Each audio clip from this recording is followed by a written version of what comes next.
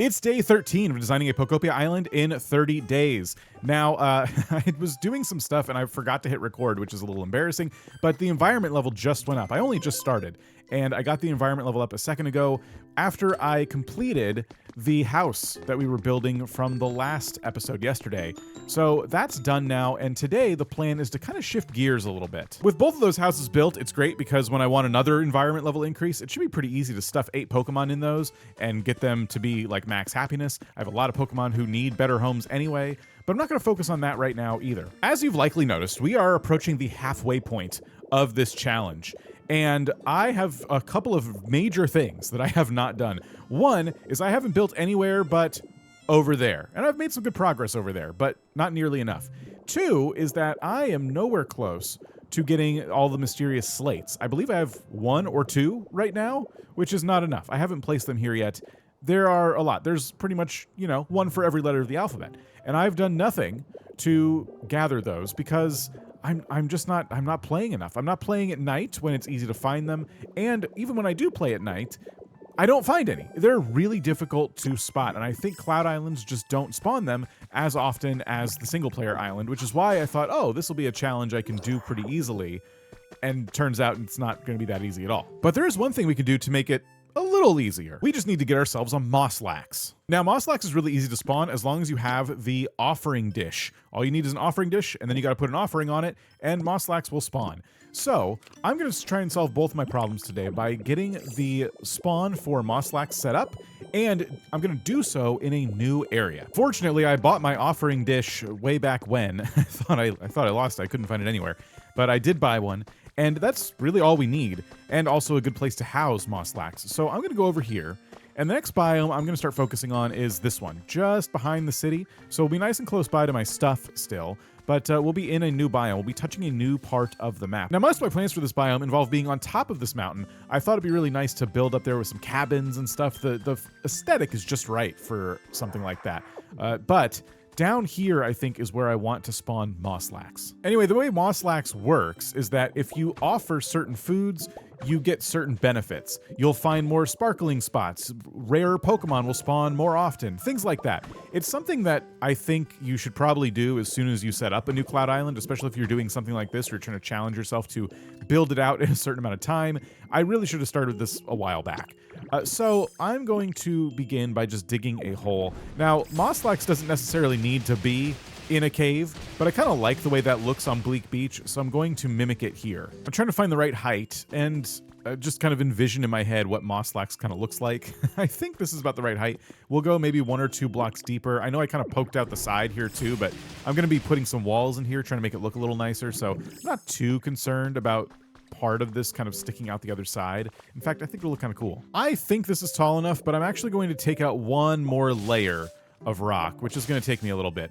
But I don't know. I think, it'll just be nicer to have him with a little more headroom, even though I'm pretty sure this is tall enough. It's going to look kind of cramped if we leave it this low. All right, now with the ceiling up 1 more, it's time to select what type of blocks I want to use to make this look a little, well, less natural. I do like the aesthetic of these stone pillars, so I'm going to start by using these on the outsides. And I'm going to be using these as the ceiling as well because I think that just looks pretty good. All right, there's our frame. Now it's time for the walls and floor. For the floor, I think I'm going to go cobblestone. I'm just trying to pick some relatively easy, simple blocks for this. For the wall, I'm going to go with the stylish stone flooring.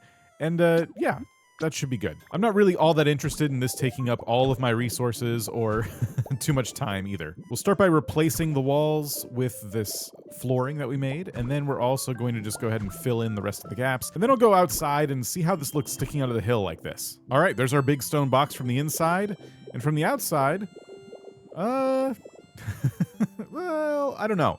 I may leave it for now, but I have a lot of this rock now from digging out the hole, so I could cover it too. For now, I will just fill this in, though. There is, of course, a world where I add to this. Maybe I get rid of the rock that's right here and literally build onto the structure. Maybe some other big structure. Maybe I move into something larger for myself because, I'll be honest, that little building over there is starting to get a little bit cramped. But anyway, now we have a good facility for Mosslax. The idea is that I could put the offering dish habitat, like, right here, and Mosslax will just be sitting here waiting for me to make offers every day.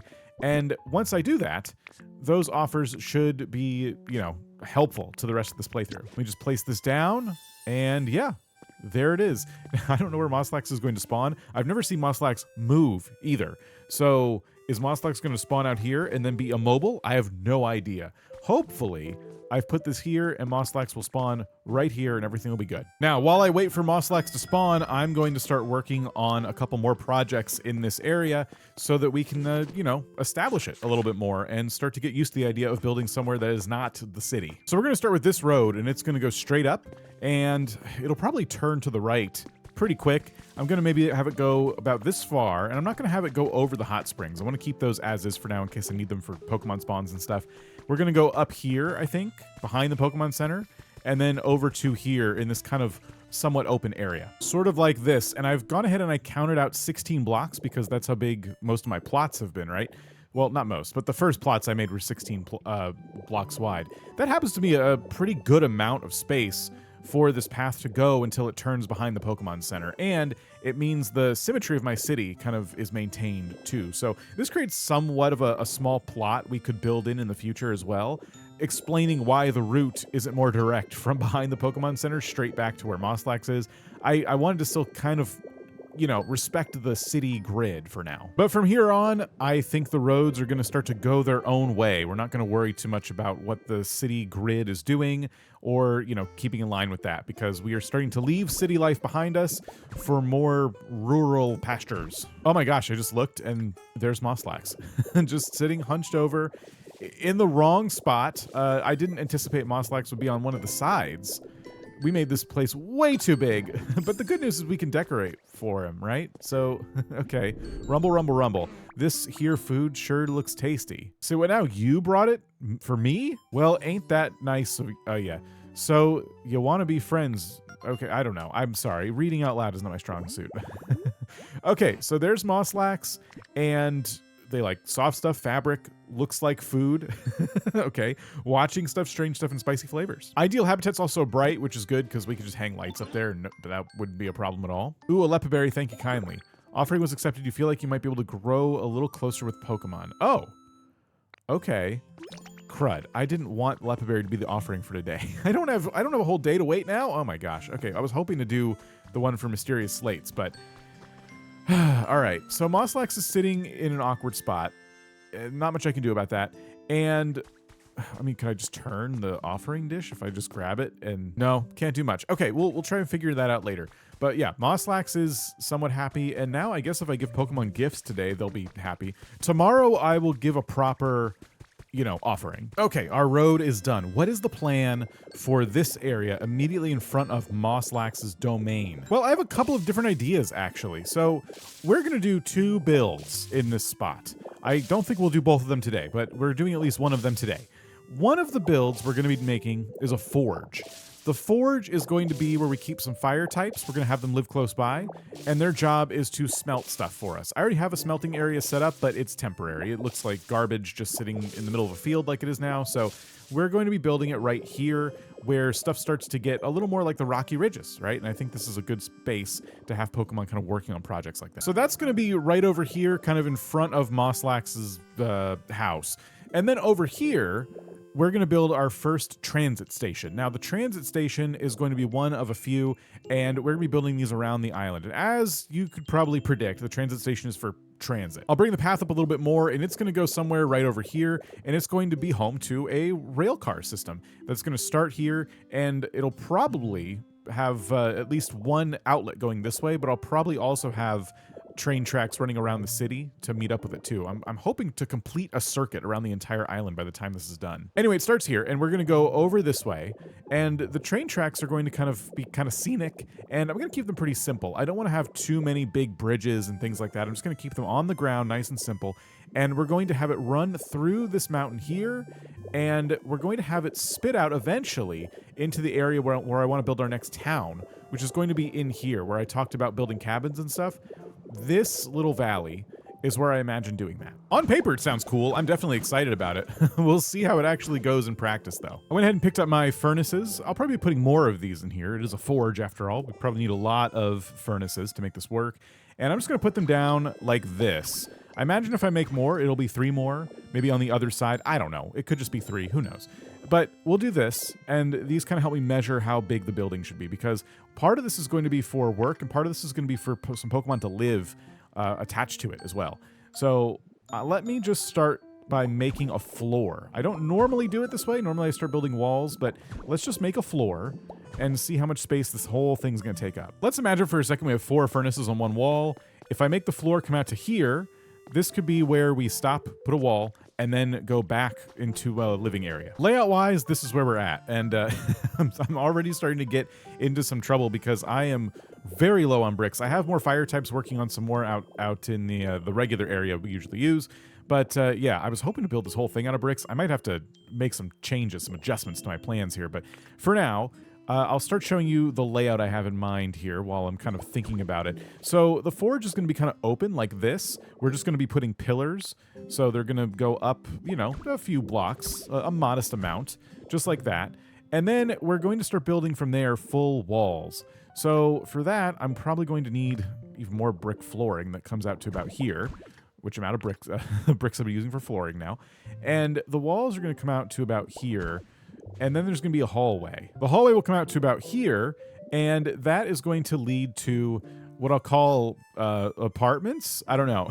It's going to be inside a dimly lit building, hopefully not too dimly lit, and we're going to make like 3 different houses, kind of like we did for the skyscraper. It's going to be 3 houses in one building, and that'll allow me to store quite a few Pokemon fire types here that will always be available to do the various jobs we need fire types to do. And actually, I did build this wall a little too far out. It appears that 3 5x5 apartments was actually the right call too, because we get right up to this mountain here if I stop at 3, so that's perfect. 12 different Pokemon now can live in here and have access to our forge, and, you know, help us out whenever we need. While I wait for them to finish up my bricks, I'll just go ahead and start framing the actual forge area and a little bit of the apartment area too. And that's what's looking like so far. I'm going to put the blocks that I have on top of the forge here around the entire perimeter of the building. No idea what I'm going to do for the roof yet. I'll try to use maybe roof pieces for this one. And yeah, I think this is working out pretty well in terms of overall size and shape. It's kind of a unique looking building, I hope. Yeah, we got 3 apartments. I got to get flooring in. I think I am going to try to use all bricks for this. I may come to regret that. All right, I got them all working on more clay for me. And this is probably a good time to move them all in. If only I had doors and stuff set up on the new place. But we're going to move them in really soon. Now, going all bricks with this build is tempting. I'm going to make a set of 20. We're not going to, like, fully commit yet. I'm just going to see what it looks like when I mock up one of the walls on the outside / like on the back of one of these apartments. From this angle outside, it looks pretty good. Let's go ahead and start throwing some bricks in here. And the reason I want to use bricks is because they blend in really nicely with the different pillars and stuff. I think this is going to look really cool. If I give everybody a nice big window, that's what it's going to look like from the outside on one unit. I could also split the window in 2 if I want to add like even more bricks and have smaller windows. And that could look good too. Yeah, the more I add, the more I think I like it. At least as far as big brick boxes go, it doesn't look too bad. So it's time to fully commit to this. For this side of the building, I think I'm going to just go ahead and make pretty decently sized windows. Part of that is because I have a lot more glass on hand than I do bricks at the moment. And also I think it'll look pretty cool. So I'm going to make them like this. I'm going to have the bricks kind of match the spacing between the different rooms that we've created. And, you know, that's pretty good. We're getting factory vibes, but that's kind of what we're going for. I mean, this is a factory for smelting iron and possibly even making bricks and stuff too. Or, I don't know. I don't know where I'm going to actually fit that. We're going to kind of automate that. So that may go somewhere else in the future. But anyway, yeah, that's the purpose this is going to serve. And I think it's going to work out just fine. All right. That is the completed build in terms of walls and pillars. All that stuff is looking good. Now we got to get the floors in, which is going to be more bricks, and we have to pick a roof. Of course, the roofs I'm tempted to use also cost bricks, but I think the tiled roof would look pretty good on this build. This one only costs clay, which I have a ton of, and I don't even think I have to paint it. I could paint it, but I don't even think I have to for it to look pretty nice on this. But if I did want to paint it, what would my options be? Painting it white could look pretty good, although white paint is really hard to come by. This red could also look really good. However, it's made of bricks. It's already a lot of red, so I was hoping to kind of like have a different color for the roof. And if I go yellow, that's kind of similar to the roof I was thinking of using, made out of bricks. Of course, orange would be even more similar. And red and yellow paint are really easy to come by. And this roof, honestly, with how dark that color is on here, it looks really good. There's almost no wrong answers for this one. Yeah, I'm gonna do something unprecedented. I'm gonna dye all of these roofs yellow. I really hope I like this. Now, because I would like the tops of the walls that we have right now to show underneath the roof, I need to add another block on top of this entire structure so that I can have the roof attached to something. So I'm going to be adding these pretty inoffensive wooden blocks all the way around. Lumber's pretty easy to come by. And yeah, we're just gonna put them around the entire perimeter. Just like that. And I'm putting them between all the walls and stuff too. I just wanna fill the gaps. I don't want there to be any gaps between anyone's, apartment unit, if you will.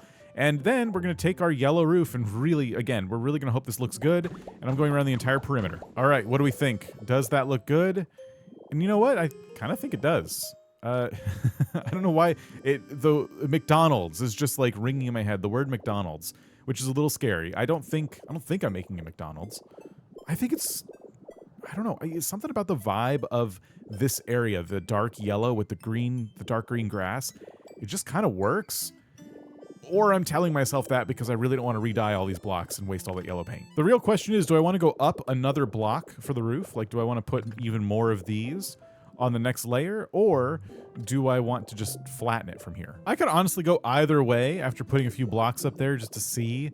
It doesn't look bad, but also I just don't know if it needs to go that high. For the sake of time, energy, and resources, let's go ahead and just flatten it. I'm hoping I made enough of these, but yep, we're going in this orientation and we're just gonna go all the way across. And I almost had enough. I'm so close, but I actually might be able to salvage that because I was thinking of adding some more effects to the building, and I'll show you what I mean. But yeah, there it is for the most part. We need to add windows and doors still. Got to add interior walls between the hallway and the different apartment units. But apparently one of the things people have been doing with different builds and stuff when they want a chimney billowing smoke is they're using a bread oven. And they're sticking that on top of builds. And I imagine, I've heard people talk about this, haven't seen any myself, but I imagine they're kind of like surrounding this in blocks. Or maybe, I don't know, it kind of looks chimney-like. Maybe they're just like putting it cleverly at different angles and it just kind of looks like a chimney. But if I get this to sit on a block, it's just going to permanently billow smoke. Well, okay, it's going to billow smoke once I have a fire type lighted on fire. But yeah, once we do that, our factory can look like an actual factory. So just to kind of mock this up, imagine for a second we put a block there, we take the furnace or oven or whatever, we put it right here, and then we build a little smokestack around it. It really only needs to be that tall in order to, cover the chimney. And I think that looks pretty good. I could make it even one taller if I want to, but maybe I keep it like this. I need to get more bricks, but for now, I'm gonna cover the entire ceiling in these wooden pillar blocks. Because again, I think they look really nice. They make a good ceiling, and they'll help me conceal my new chimneys too. All right, I grabbed the bricks, and I just wanted to show you from a distance what this looks like hovering over the city like that. I like it a lot, actually. I'm bringing Charizard with me, because Charizard can fly, and that means Charizard can easily light these little chimneys up here. Now, I hope when it rains, once I get it to rain, that these don't get put out. That would kind of stink. But, for now, smoke should continue billowing out of them, and I think it'll look pretty cool. Let me make a couple more so we can get those lit. All right, buddy, do your thing. There we go. Oh my gosh, this is gonna look so good. And there it is. Oh my gosh. Oh, that's so cool. And there are the chimneys. I didn't do anything to like try and center them on top of the apartments or anything like that. The idea was that it was just a few smokestacks sitting kind of to the side of things. It doesn't really make sense because all the production's gonna happen over here, but don't think about it too hard, okay? Look, it looks good. I think this looks pretty cool. And the best part is I didn't have to dye more roofs. As for the apartments themselves, we're going to put the doors off center. That's for a couple reasons. One, I want double wide doors, and that's it. I said there were two reasons. The two reasons are the two doors that I want on every apartment. Okay, deal with it. I'm gonna use the rustic doors for this because I just think the green is gonna look really good with the brick. And indeed, yeah, I think it does. And that is what it looks like fully complete. I've added a doorway to this part of the forge area. I'll probably put some kind of door there. Now it's time to get the windows in. I got to make more doors. I keep saying now it's time to do, and it sounds like I'm saying one last thing, but there's still so much to do. So far, so good, though. Windows are looking nice. Yeah, much better with the windows. All right, I think I have everything I need to get this thing started. So I brought the Charmander family with me, and we're going to be moving them in. I brought some of their favorite things. I also think this will help them go from probably feeling pretty mid right now to feeling hopefully in the amazing category. But here we are. So what we're going to do is I dyed these doors red. I thought these would be like a good door to separate the forge area from the rest of the apartment, somewhat fancy apartments. And I made a few of these lights. These are my favorite lights in the entire game. And now that my doors are off center, I thought, yeah, why not give everyone their very own personal apartment light on their front door, which I still need to, now I need to make more lumber. I'm out of lumber. And then inside here, this is where they're all going to live. So I'm going to put a fireplace in all of these because, well, they're fire types. They like stuff like this.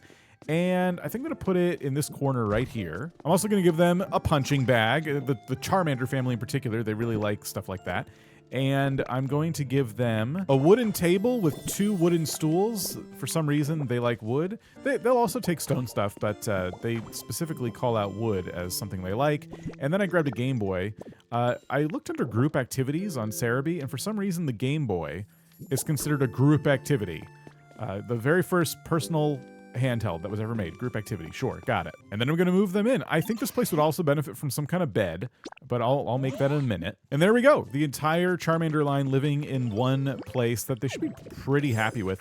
Now I would like to get some electricity put in here. And because of the way I built the walls and the roofs and stuff, it should be pretty easy to come up here and like hide this stuff. Gone ahead and thrown a couple of generators on the roof here, so we'll just cover these up. And just those 2 generators and transmitters alone were enough to get all the lights to turn on, which is awesome. Because so many Pokemon do like lit up rooms, I'm gonna go ahead and put 2 fluorescent lights in each apartment, which is more than enough brightness for one little room like this. And one last thing I wanna do is actually make a luxury bed.